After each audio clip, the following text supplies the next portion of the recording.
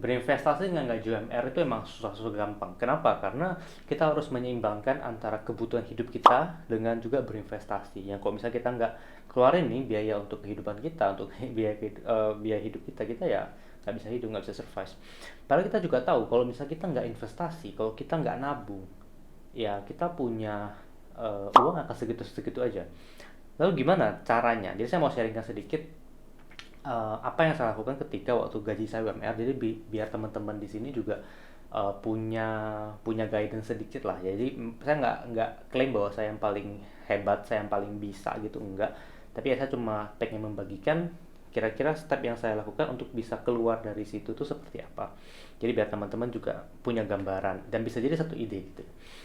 Nah, jadi dengan gaji UMR tuh mungkin sekarang sekitar berapa ya, 4 juta kali ya, 3,8 mungkin 4 jutaan, saya nggak update lagi sih angkanya berapa. Dan yang saya lakukan pertama kali ketika saya terima uang itu, kalau misalnya dulu ya, saya tuh meskipun udah budgeting, itu kayak mepet banget gitu, jadi kayak kayak sulit nih untuk di stretch. Dan yang saya lakukan adalah supaya bisa masuk nih budget investasinya, saya tuh langsung sisihin di awal.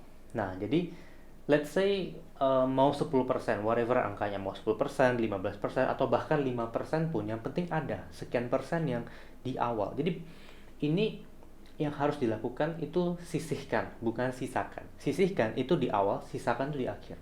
Nah, kalau misalnya dari selama ini saya cuma sisakan di akhir, itu ya nggak ada apa-apa. Tapi kalau misalnya saya sisihkan dari awal, eh, pada akhirnya duit di RDN itu akan selalu nambah karena ya saya sudah sisihkan dari awal seperti itu.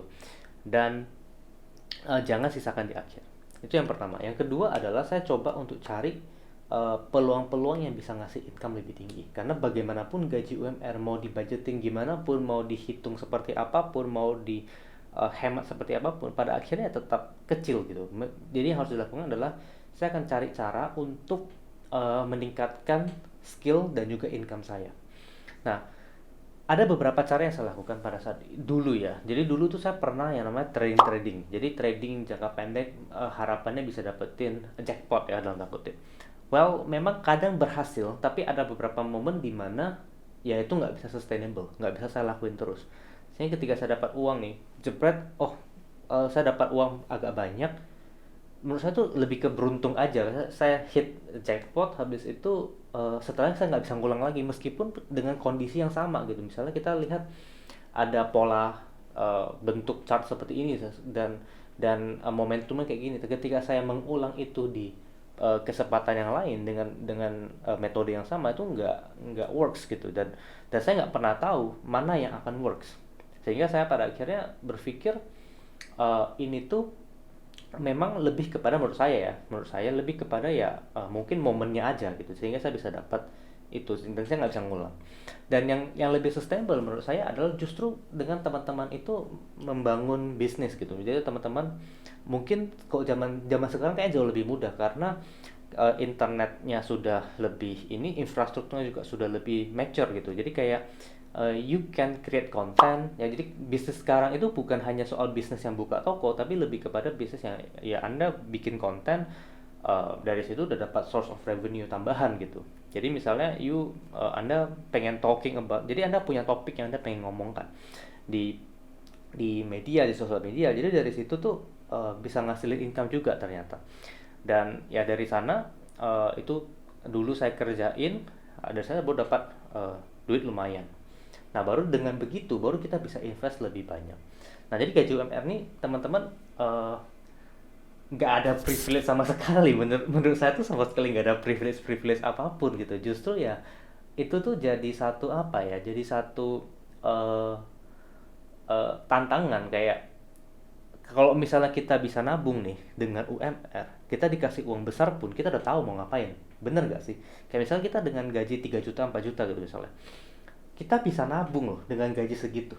Artinya kalau misalnya one day kita dapat gaji 10 juta, 20 juta, 30 juta, atau whatever angkanya, kita udah tahu harus ngapain dengan uang kita. Karena dengan uang kecil pun kita sudah bisa nabung. Benar nggak? Jadi dengan uang yang membesar, Anda bisa nabung dengan lebih banyak, Anda bisa invest dengan lebih banyak. Jadi sebenarnya gaji UMR itu cuma seperti apa ya? Kayak mungkin itu permulaan ya. Bagi teman-teman yang mungkin baru kerja, baru lulus kuliah, baru masuk ke dunia kerja, ya menurut saya terima aja gaji UMR, nggak ada masalahnya. Anda belajar belajar dulu, kita belajar dulu, ikut orang dulu, tahu caranya, tahu celahnya, baru one day ya kok bisa bikin sendiri, kita bikin sendiri dengan caranya kita. Itu I don't think that's wrong. Justru dari situ kita bisa belajar. Dan sebenarnya gaji UMR tuh hanya bukan masalah, kondisi yang sementara. Kita percaya bahwa oke, ini sekarang kondisinya UMR, tapi 2 tahun lagi belum tentu sama, 3 tahun lagi belum tentu sama. Dan yang penting adalah ketika kita punya gaji UMR, kita jangan terlalu berkecil hati sebenarnya. Justru pakai uangnya untuk ngembangin skill, itu yang penting banget. Jadi nggak usah, menurut saya ya, nggak usah mikir cara invest yang banyak gitu. Berharap 1 juta bisa jadi 100 juta. Yes, mungkin beberapa kesempatan mungkin bisa ketemu ya, dapat mungkin momennya tepat gitu. Tapi yang lebih reliable adalah ningkatin skill sehingga kita punya income bisa lebih gede dan kita bisa invest lebih besar. Lebih gampang untuk dapetin 100 juta dengan menggunakan modal let's say 500 juta. Itu lebih gampang untuk dapat 100 juta dibandingkan dengan modal 1 juta. Kita berharap 1 juta ini bisa jadi 100 juta. Oke, jadi memang harus ditumpuk terus. Jadi sampai sekarang pun saya tetap punya penghasilan dan saya tetap setorkan ke saya punya rekening saham. Kenapa? Karena saya merasa menabung dan berinvestasi itu sebuah gaya hidup yang harus dilakukan setiap saat gitu. Jadi kayak misalnya kita dapat uang yang kita investasikan, kita dapat uang yang kita nabung, kita dapat uang yang kita tumpuk terus ke rekening investasi kita. Jadi seperti kayak kita mendorong salju ke atas bukit.